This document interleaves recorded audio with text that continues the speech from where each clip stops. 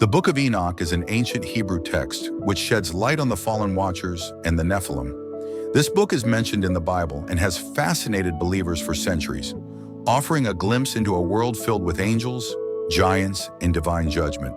Be sure to watch till the end to understand the mysteries of the biblical giants, how they came to be, and who the angelic order of the Watchers are. Imagine you're living in a time long before the days of Noah, in a world filled with a different kind of beauty and terror.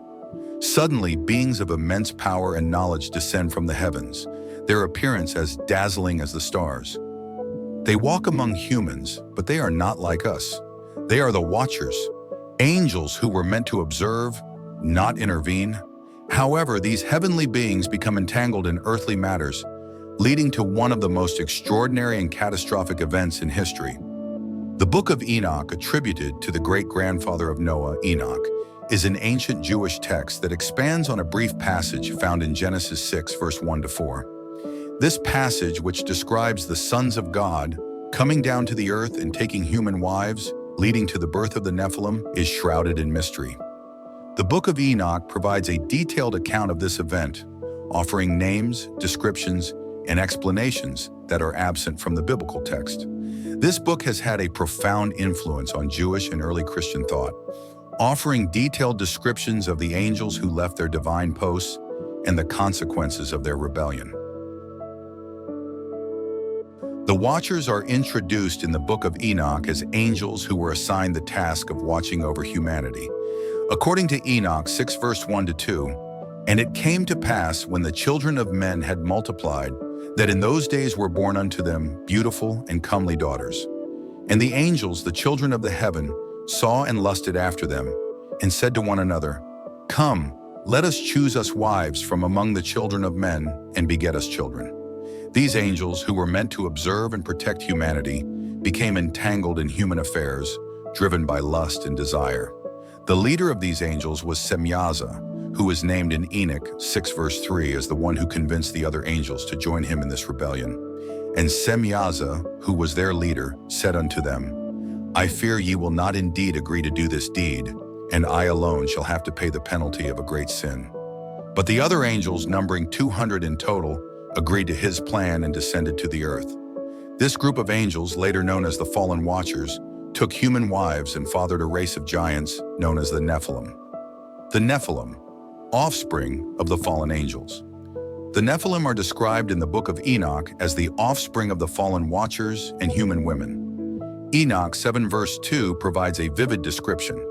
And they became pregnant, and they bore great giants whose height was 3,000 ells, who consumed all the acquisitions of men. And when men could no longer sustain them, the giants turned against them and devoured mankind. These giants, towering over humans, were beings of immense physical strength and stature. They were not just large in size, but also exceedingly wicked, wreaking havoc on the earth. The Nephilim are often associated with the concept of giants in other ancient texts, and their presence in the pre-flood world is seen as one of the reasons for God's decision to cleanse the earth with a flood. These beings, described as men of renown in Genesis 6, verse 4, were not just physically imposing but also morally corrupt. Their insatiable appetites led them to consume all of the earth's resources, and when that was not enough, they turned to violence and bloodshed. The Book of Enoch paints a picture of a world descending into chaos and corruption due to the influence of the Nephilim. Enoch 7, verse 5-6 says, And they began to sin against birds and beasts and reptiles and fish, and to devour one another's flesh and drink the blood. Then the earth laid accusation against the lawless ones. The Nephilim's actions were so grievous that the very earth cried out against them, leading to the intervention of God. While the physical might of the Nephilim was a source of terror for humanity, the knowledge imparted by the fallen Watchers was equally destructive. According to the Book of Enoch, these angels taught humans various forms of forbidden knowledge that led to further corruption. Enoch 8, verse 1-3 details some of the teachings. And Azazel taught men to make swords and knives and shields and breastplates, and made known to them the metals of the earth and the art of working them, and bracelets and ornaments, and the use of antimony and the beautifying of the eyelids, and all kinds of costly stones, and all coloring tinctures. And there arose much godlessness, and they committed fornication, and they were led astray, and became corrupt in all their ways. Azazel, one of the most prominent of the fallen angels, introduced humanity to the arts of war and cosmetics, leading to both physical and moral corruption. The introduction of weapons facilitated violence and bloodshed, while the use of cosmetics and jewelry led to vanity, seduction, and further moral decay. The other fallen angels contributed by teaching astrology, divination, and sorcery. The knowledge that the fallen watchers brought to humanity was not a gift, but a curse. It led to the rise of sorcery, witchcraft, and the worship of false gods, as people began to rely on these new powers instead of turning to God. Enoch 8 verse 4 says, "And as men perished, they cried, and their cry went up to heaven." The widespread suffering caused by the misuse of this knowledge led to cries of distress that reached the heavens, prompting God to take action. In response to the corruption of the earth and the cries of humanity, God decided to take decisive action against the fallen watchers and their offspring. The Book of Enoch describes how God sent the archangels Michael, Gabriel, Raphael, and Uriel to deal with the situation. Enoch 9 verse 1 to 2 records the plea of these archangels. "And then Michael, Uriel, Raphael, and Gabriel looked down from heaven and saw much blood being shed upon the earth, and all lawlessness being wrought upon the earth. And they said one to another, The earth made without inhabitant cries the voice of their cryings up to the gates of heaven. God commanded the archangels to bind the fallen watchers and cast them into the depths of the earth until the day of judgment." Enoch 10 verse 4 to 6 describes the fate of Azazel. "And again the Lord said to Raphael, Bind Azazel hand and foot, and cast him into the darkness, and make an opening in the desert, which is in Dudel, and cast him therein. And place upon him rough and jagged rocks, and cover him with darkness, and let him abide there forever, and cover his face that he may not see light." Azazel was bound and imprisoned in the desert, his face covered to prevent him from seeing the light ever again. Semyaza and the other fallen angels faced a similar fate. Enoch 10 verse 11 to 12 says, "And the Lord said unto Michael, Go, bind Semyaza and his associates, who have united themselves with women, so as to have defiled themselves with them in all their uncleanness.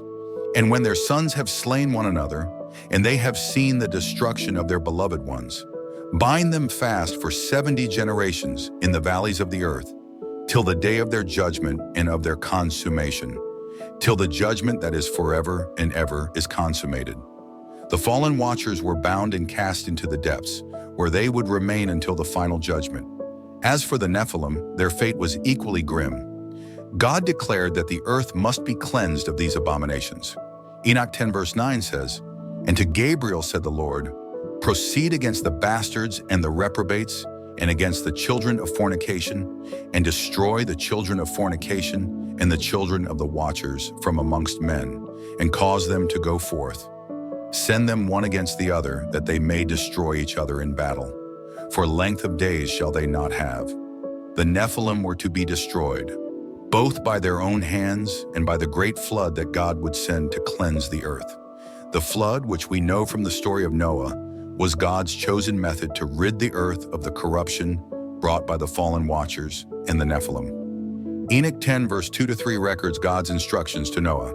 "Then said the Most High, the Holy and Great One spake, and sent Uriel to the son of Lamech, and said to him, Go to Noah and tell him in my name, Hide thyself, and reveal to him the end that is approaching, that the whole earth will be destroyed, and a deluge is about to come upon the whole earth, and will destroy all that is on it." Noah was to build an ark to save himself, his family, and a remnant of the earth's creatures from the impending destruction. The floodwaters wiped out the Nephilim and the corrupted humanity that had followed the teachings of the fallen watchers. However, the spirits of the Nephilim were not destroyed. Enoch chapter 15 verse 8 to 9 explains, "And now the giants who are produced from the spirits and flesh shall be called evil spirits upon the earth, and on the earth shall be their dwelling. Evil spirits have proceeded from their bodies, because they are born from men, and from the holy watchers is their beginning and primal origin. They shall be evil spirits on earth, and evil spirits shall they be called. These spirits, cut off from both heaven and earth, became the demons that continue to afflict humanity. The story of the fallen watchers and the Nephilim is not just a tale of ancient times, but holds profound significance for believers today. The Book of Enoch, though not part of the official canon, offers a powerful allegory about the dangers of transgression, the consequences of sin, and the ultimate triumph of divine justice. It serves as a reminder that no matter how powerful or knowledgeable one might be, rebellion against God's will leads to destruction. The story of the Watchers and the Nephilim provides a unique perspective on the nature of evil. It suggests that evil is not just a human problem, but a cosmic one, involving spiritual beings who have rebelled against God. The fallen Watchers represent the dangers of pride, lust, and the desire for forbidden knowledge, while the Nephilim symbolize the corrupting influence of sin on creation. Together, they show that sin has consequences not just for individuals, but for entire communities and even the world itself. One of the key themes in the Book of Enoch is the importance of obedience to God's will. The Watchers were entrusted with a sacred duty, but their desire for power and pleasure led them to forsake their heavenly mission. Their fall serves as a warning to all believers about the dangers of turning away from God and seeking fulfillment outside of His will. It is a powerful reminder that true happiness and fulfillment can only be found in obedience to God. Moreover, the Book of Enoch emphasizes the certainty of divine justice. Although the fallen Watchers and the Nephilim caused great suffering, their end was assured. The binding of the fallen angels in the flood that wiped out the Nephilim show that God's justice is sure. The Book of Enoch also highlights the role of intermediaries in God's plan for humanity. The archangels Michael, Gabriel, Raphael, and Uriel play crucial roles in executing God's judgment and protecting the faithful. This theme of angelic intervention is echoed in other biblical texts, where angels are often seen as messengers and protectors, acting on behalf of God to accomplish His will. Another significant aspect of the Book of Enoch is its emphasis on the power of prayer and repentance. The cries of the righteous, who suffered under the oppression of the Nephilim, reached the heavens and prompted God to take action.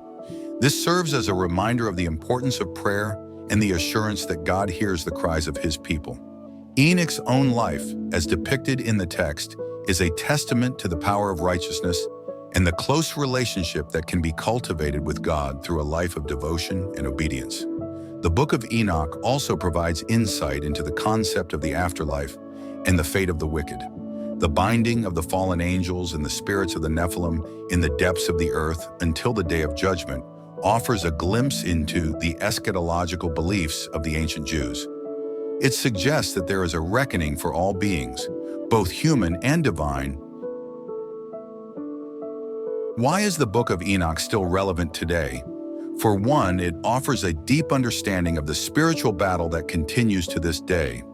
The story of the fallen Watchers and the Nephilim serves as a reminder that there are forces beyond the physical world that seek to corrupt and destroy humanity.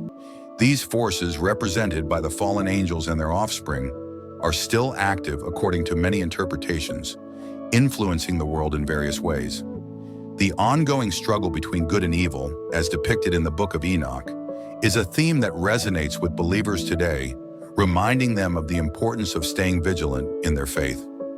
The Book of Enoch also speaks to the human condition, particularly the struggle with sin and temptation. The Watchers' desire for forbidden knowledge and their fall from grace mirror the temptations that humans face in seeking power, knowledge, and pleasure outside of God's will. The story serves as a cautionary tale about the dangers of giving in to these desires and the consequences that follow. Furthermore, the Book of Enoch provides a framework for understanding the nature of divine justice. In a world where injustice and suffering are often prevalent, the assurance that God's justice will ultimately prevail offers hope and encouragement. The binding of the fallen Watchers and the destruction of the Nephilim are powerful symbols of God's commitment to restoring order and righteousness in the world. The teachings of the fallen Watchers, particularly their introduction of forbidden knowledge, can also be seen as a warning against the misuse of knowledge and technology in the modern world. The ethical implications of scientific advancements, particularly in areas such as genetics, artificial intelligence, and weaponry echo the concerns raised in the Book of Enoch about the dangers of acquiring knowledge that was never meant to be wielded by humans. The text challenges readers to consider the moral and spiritual consequences of their actions in the pursuit of knowledge. Lastly, the Book of Enoch encourages believers to live lives of righteousness and devotion, following the example of Enoch himself. Enoch's walk with God, his faithfulness, and his eventual ascension to heaven without tasting death are held up as ideals for believers to emulate. The book calls on believers to remain steadfast in their faith, to resist the temptations of the world, and to trust in God's plan, even when it seems that evil is prevailing.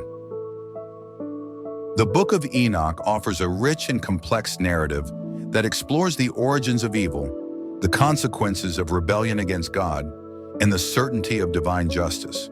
The stories of the fallen watchers and the Nephilim serve as powerful allegories for the struggles that humanity faces in the ongoing battle between good and evil.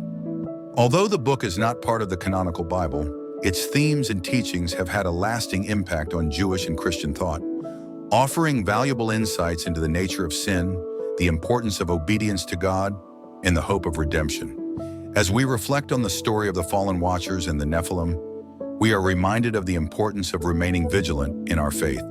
The Book of Enoch encourages believers to be aware of the spiritual battle that surrounds us and to stay faithful to God, even in the face of temptation and corruption. It calls us to seek God's wisdom and guidance in all things, trusting that He will lead us on the right path. In the end, the Book of Enoch presents a powerful message of hope. Despite the darkness that the fallen angels brought into the world, God's light ultimately prevailed. The judgment of the Watchers and the destruction of the Nephilim were acts of divine mercy, cleansing the earth and allowing for a new beginning. As we study the Book of Enoch and its account of the fallen Watchers and the Nephilim, let us take to heart the lessons it offers. Let it remind us of the dangers of sin, the certainty of God's justice, and the hope that comes from knowing that in the end, God's righteousness will prevail. How do you think the story of the Watchers and the Nephilim relates to the challenges we face in our world today? Share your thoughts in the comments below. If you found this study helpful, don't forget to like, subscribe, and hit the notification bell for more deep dives into ancient texts.